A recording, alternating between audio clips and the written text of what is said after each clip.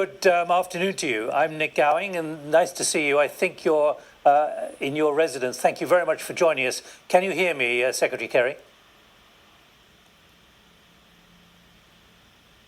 Hello? Secretary Kerry, can you hear me? Yes, I can hear you. Good indeed, I can hear you. Thank you for being patient. We're glad we've got a signal up. Can I ask you, first of all, with COP26 coming up, I heard you at the European Bank 4 days ago talk about the need now for a wartime mentality, that nothing like enough is being done. Can you encapsulate your thinking at this moment directly to all our viewers and attendees at this conference? Well, indeed I can, and thank you very much for your efforts and for the efforts of our friends in Great Britain for leading the COP26. The fact is that after the summit that President Biden hosted, we had about 55% of global GDP represented by Europe, the UK, Canada, United States, Japan, come together and agree to try to hold on to the 1.5 degrees target, which means you have to do things between 2020 and 2030, or you cannot keep 1.5 degrees and you cannot achieve net zero by 2050. The fact is that 45% obviously therefore still remains outside of that commitment.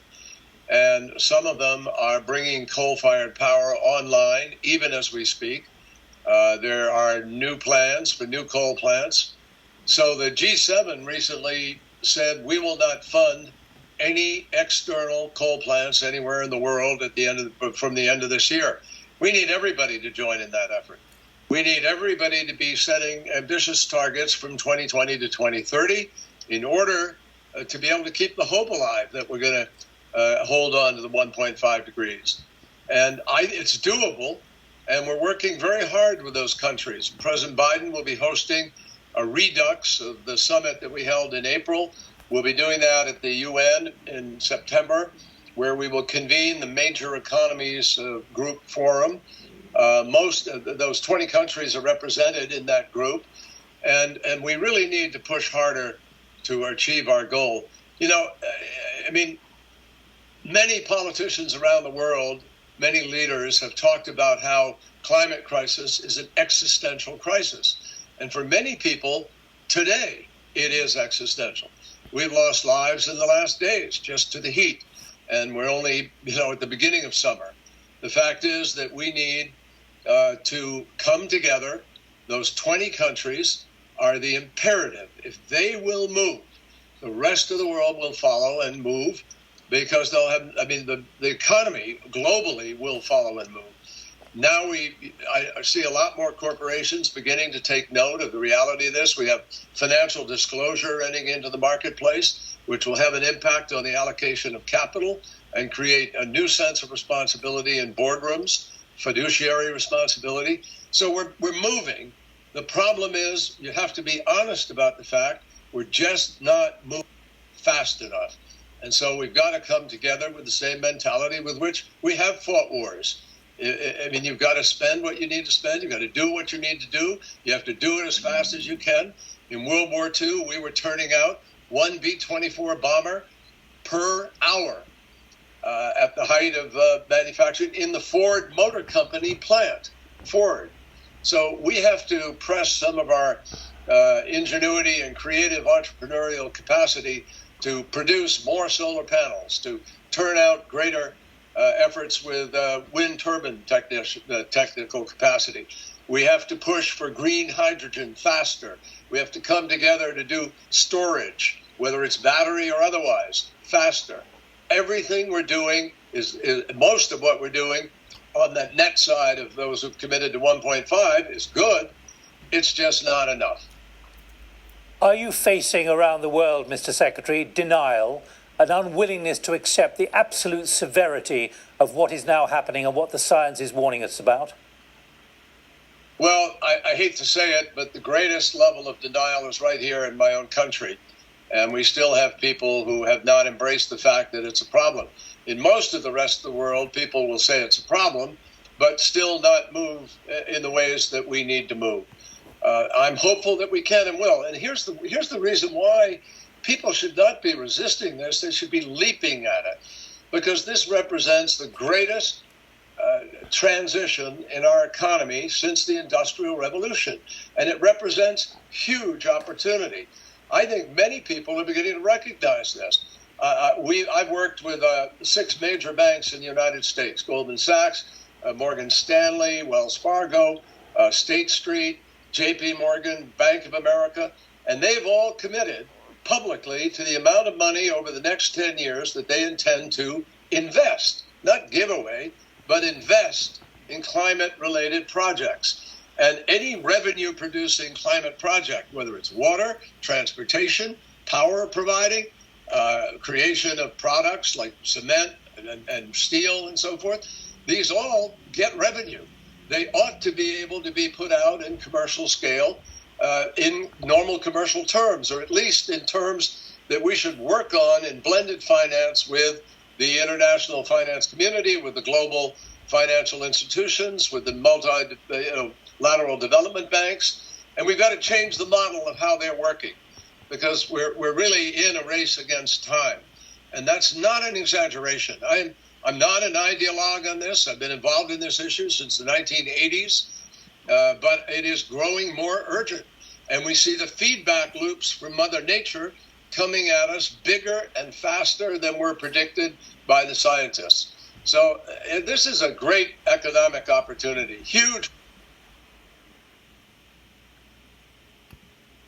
wealth is going to be created in a market that is already at 4.5 to 5 billion users, 860 million people who don't even have electricity, and it's going to go up to 9 billion users in the course of the next 30 years. That's a gigantic marketplace for products that people really desperately need to buy. And the sooner we begin to get our corporations to help come together to create the sort of first mover syndrome that begins to bring people to the table, the faster we're going to stand the better chance of meeting this challenge. Literally just 1 minute, if I may, Secretary Kerry. What about how you portray the positives in all of this?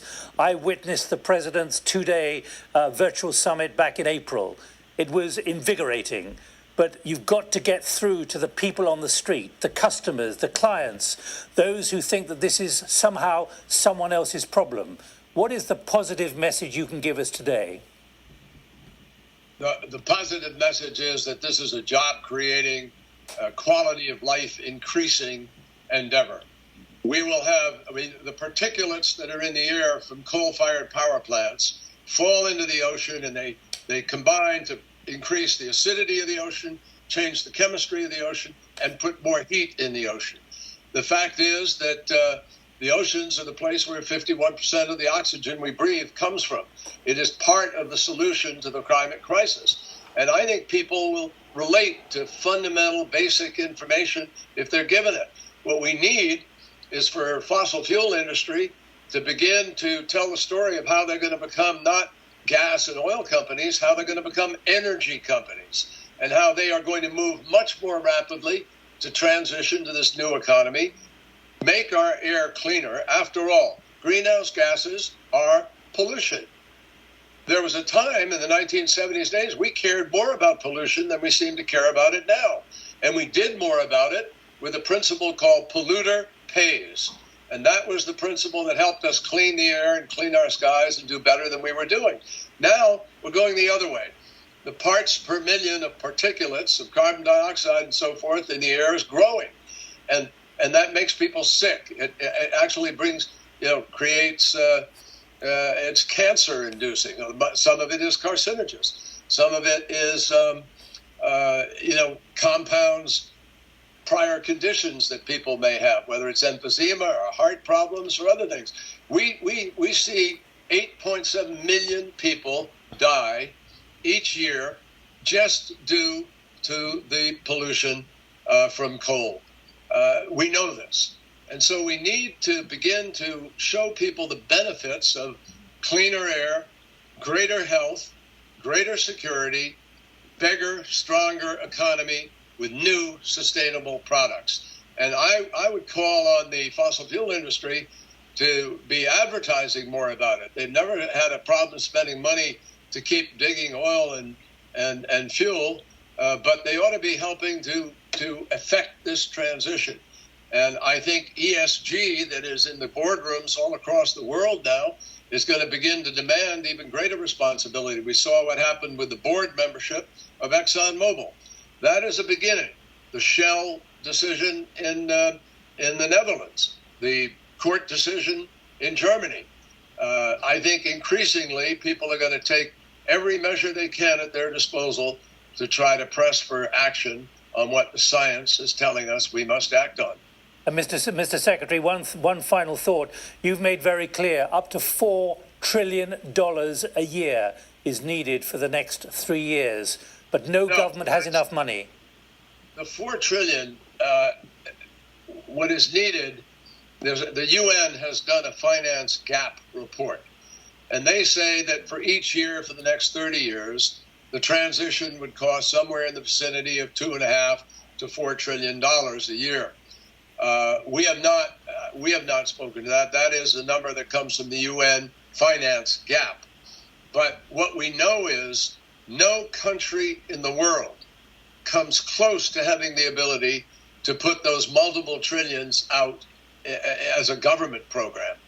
This can only be resolved by having the private sector embrace this and move wholeheartedly.